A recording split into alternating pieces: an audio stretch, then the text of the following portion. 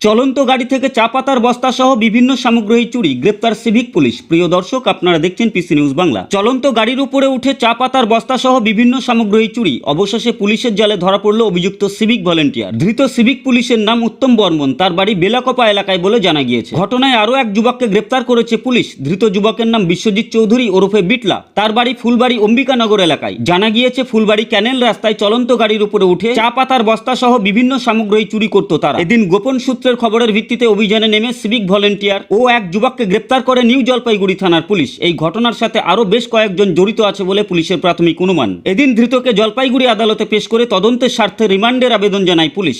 Bureau report, PC news Bangla.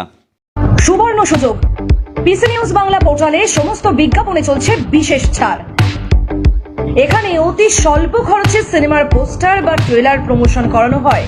এখানে নাচ, গান, ক্যারাটে, যোগব্যায়াম, অঙ্কন বা অভিনয় এই সমস্ত প্রতিষ্ঠানের বিজ্ঞাপন প্রমোশন করানো হয়। এখানে সমস্ত ব্যবসা প্রতিষ্ঠানের বিজ্ঞাপন প্রমোশন করানো হয়। বিশদে জানতে আজই যোগাযোগ করুন। Phone number 9933375229, WhatsApp number 9434674111।